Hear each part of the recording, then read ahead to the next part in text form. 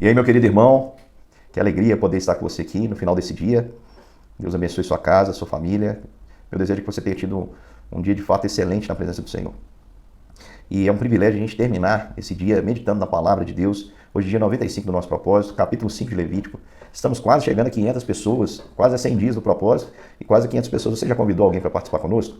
Se não, convide. É uma oportunidade ímpar aprender sobre um livro complexo como Levítico. A leitura é maçante, mas com a explicação se torna tão prazeroso aprendermos da palavra de Deus. Temos aprendido tantas coisas. Eu mesmo tenho aprendido muito, irmãos, ao preparar essa palavra, essa porção da palavra para você. E eu agradeço muito as mensagens de carinho, o pessoal que tem nos incentivado, o pessoal que tem orado por nós. Não é fácil mesmo não, mas continue orando, porque nós vamos juntos cumprir esse propósito e vamos ler toda a Bíblia juntos em família. Continue aí, lendo um capítulo, orando e tentando mudar. Vamos lá para o capítulo 5 então, de Levítico. Então aqui vai apresentar pecados como o da testemunha, aquele que vê um fato ou fica sabendo de algo e não conta. O pecado de quem toca coisas impuras, seja o cadáver de animal ou a impureza de pessoas, tá? O líquido menstrual ou sêmen, nesse caso. O pecado do juramento precipitado, que está aí a partir do versículo 4. Algo que a pessoa não se deu conta, né? Ali é um pecado também. E o que ela deveria fazer em todos esses pecados? Vamos saber que são pecados até graves aos nossos olhos, mas são coisas, são atos que o Senhor não deseja que o homem fique aprisionado nele. Por exemplo, no primeiro versículo mostra uma pessoa que viu um fato, ficou sabendo de algo e preferiu não contar mesmo debaixo de maldição. Aí muitas vezes a gente fala, nossa, que absurdo. Mas não julgue, meu irmão. Por exemplo, no país que nós vivemos, nós temos muitos irmãos cristãos que vivem em contextos extremamente complexos, contextos tomados pelo crime, e ele não pode falar o que vê. Ele não pode delatar. Eu sei que é um erro, é um pecado, é um pecado. Mas se ele delatar, ele vai acabar perdendo a sua vida. E há pouco tempo eu conversei com um missionário que contou estava falando sobre o episódio, ele está num país extremamente complexo, e ele disse, olha, para fazer a obra aqui eu tenho que fingir que não vi nada. Porque se imaginarem que eu contei algo, que eu comentei algo, o trabalho missionário aqui fica comprometido, os membros da igreja vão ser ameaçados. Então há contextos bem complexos. É por isso que para todos esses pecados, por exemplo, tocar coisa morta, imunda, era difícil. Se você esbarrasse numa mulher que estava no período menstrual, por exemplo, era muito difícil essa questão da impureza, de manter a pureza dentro da lei. É por isso, irmãos, que a lei aponta para Cristo, porque o que era impossível aos homens, Cristo cumpriu toda a lei. E o juramento precipitado? Quantas vezes nós prometemos fazer algo, seja bem ou mal, e acabamos falhando na nossa palavra? O que a gente precisa fazer? Confessar os nossos pecados. Aqui no texto diz que eles deveriam levar ali um animal, para que esse animal fosse morto ali, esse animal, eles deveriam colocar a mão sobre a cabeça, confessando o pecado, e aí eles deveriam, assim, oferecer sacrifício, uma parte seria dedicada ao Senhor, outra parte ficaria para os sacerdotes. Lembrando, pessoal, que todo mundo devia fazer isso. Quem tinha condição de levar um animal, quem não tinha, levava 2 pombinhas, quem não tinha podia levar até a 10ª parte de uma flor de farinha, segundo o livro de Levítico mesmo estabelece na lei, que era uma oferta bem barata para alguém que não tinha posses. Inclusive poderia, no tempo da colheita, ser colhido aí pelo pobre, pela viúva, pelo órfão, e ser oferecido ao Senhor como oferta pelo pecado. Então preste atenção, o sacrifício hoje a gente não faz. Por quê? Porque Cristo é o Cordeiro de Deus que tirou o pecado do mundo, que tirou e tirará o pecado do mundo. Quando João usa o tempo ali verbal, esse tempo no grego significa isso. Tem um sentido perfeito. Ele tirou o pecado do passado, tirou do presente e tirará. É o Cordeiro de Deus que fez definitivamente expiação pelos nossos pecados. Só que, apesar do sacrifício não existir mais, a confissão do pecado ela tem que existir, irmãos. A Bíblia diz que bem-aventurado é um homem a quem o Senhor não atribui iniquidade. O salmista Davi vai, de uma maneira poética e ao mesmo tempo com bastante sofrimento, porque tem a ver com a sua queda ali com Batseba, ele diz o seguinte, enquanto eu calei os meus pecados, envelheceram os meus ossos pelo meu constante gemido todo dia, porque a tua mão pesava dia e noite sobre mim, o meu vigor se tornou em sequidão de estio. Então confessei-te o meu pecado e a minha iniquidade não mais ocultei. E aí Davi recebe o perdão. E ele vai dizer depois, bem-aventurado o homem a quem o Senhor não atribui iniquidade, cujo espírito não adolo. Olha, o Senhor é um Deus que ama perdoar, mas nós precisamos confessar os nossos pecados. Se confessarmos os nossos pecados, Ele é fiel, está falando de Jesus, e justo para perdoar os nossos pecados e nos livrar de toda a injustiça. Então a prática da confissão tem que existir. A gente vive num tempo em que as pessoas não dão muita ênfase a essa questão. Talvez seja o momento da igreja mais difícil, que é aquele momento em que nós ficamos em silêncio. E muita gente hoje não gosta do silêncio, porque o silêncio faz refletir. E quando refletem um pouquinho, quando as pessoas param para refletir um pouquinho, elas não ficam satisfeitas com o que encontram, não estão satisfeitas com o seu proceder. Mas aquele momento ali de confissão é um momento de dar nome aos nossos pecados. Na nossa casa também, a gente tem que chamar o nosso pecado pelo nome. Nós temos que dizer, Senhor, me perdoa porque eu sou egoísta. Senhor, me perdoa porque eu sou mentiroso.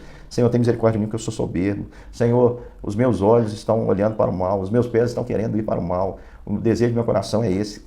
Temos que confessar a Deus os nossos pecados, porque foi por eles que Cristo morreu. E se nós confessarmos os nossos pecados diante do Cordeiro de Deus, nós temos a certeza do pagamento, porque Ele é a propiciação pelos nossos pecados. O Pai olha para Ele, nosso advogado Jesus Cristo, e vê que Ele tem a prova cabal de que não devemos nada, porque Ele é a oferta. Ele se fez oferta por nós. Havia também o pecado do sacrilégio. O que seria o pecado do sacrilégio? Seria o utilizar das coisas sagradas destinadas apenas ali aos levitas. Por exemplo, versículo 15 diz, quando alguém cometer ofensa e pecar por ignorância, lembra que é por ignorância, nas coisas sagradas do Senhor, então trará ao Senhor uma oferta do rebanho, um carneiro sem defeito, conforme a avaliação, em ciclos de prata, segundo o ciclo do santuário, como oferta pela culpa. Assim restituirá o que ele tirou das coisas sagradas e ainda acrescentará o seu quinto e o dará ao sacerdote. Assim o sacerdote, com o carneiro, fará a oferta. Ou seja, além da oferta, ele tinha que dar mais 20%, cerca de 20%, para compensar ali aquilo que ele havia tomado e que era direito apenas do sacerdote. Vamos lembrar que isso aqui é um pecado contra coisas sagradas que eram destinadas apenas aos levitas, pecados pela ignorância. Cometeu ali um pecado pela ignorância, que é chamado aí de sacrilégio, que é pecar contra as coisas santas. E também, no último ponto aqui, é o pecado, o sacrifício pelos pecados da ignorância. Versículo 17 diz, e se alguma pessoa pecar e fizer contra algum de todos os mandamentos do Senhor, aquilo que não deve fazer, ainda que não soubesse, contudo será culpado e levará a sua iniquidade. Ou seja, não é o fato de não saber, da ignorância, que faz com que o pecado não seja pecado. O pecado é pecado, ainda que seja cometido na ignorância. E aqui diz que do rebanho entraria o sacerdote um carneiro, sem defeito, conforme a avaliação para a oferta pela culpa. E o sacerdote, por ele, fará expiação no tocante ao erro por ignorância.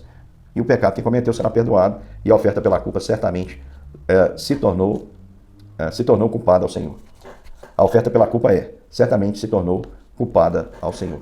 É muito interessante porque essa oferta pela culpa, o carneiro, ele aponta para Cristo.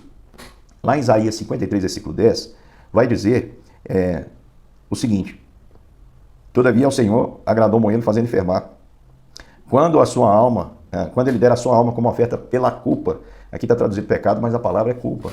Cristo é esse cordeiro que se oferece pelas nossas culpas. Porque às vezes, irmãos, os nossos pecados são dolosos, são conscientes e nós queremos atingir aquele resultado. Mas muitas vezes nós temos pecados que são culposos. Nós falamos uma coisa, somos entendidos errado, uma situação que nós gostaríamos de gerar acabou acontecendo.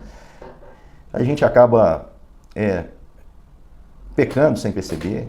São muitas as situações, mas a gente precisa confessar. O salmista orava e pedia ao Senhor para que o Senhor perdoasse, absolvesse das faltas que lhe fossem ocultas. Então nós precisamos também orar ao Senhor e pedir isso ao Senhor. Com essa certeza que traz aqui o capítulo 5 de Levítico. Aqui no capítulo 5 faz questão de mostrar, se você ler aí na sua casa com calma, no versículo de número 13 fala que ele fará a oferta pelo pecado que cometeu, citando todos aqueles primeiros pecados que eu falei, né, da falta da testemunha que não admite, do que toca coisa imunda, do que comete o juramento ali em nome do Senhor, promete fazer bem ou mal e não faz, mesmo debaixo de imprecação.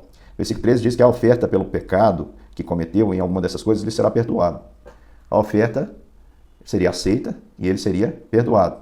Aqui no pecado de sacrilégio, diz que, versículo 16, que a oferta pela culpa fará expiação por ele e será perdoado.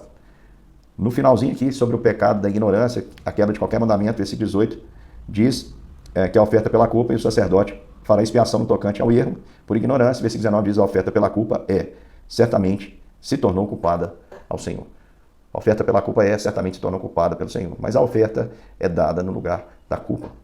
A gente sabe que sangue de animal nenhum perdoa pecado. Esses animais aqui só serviam para prefigurar aquele cordeiro que viria na história para morrer por nós.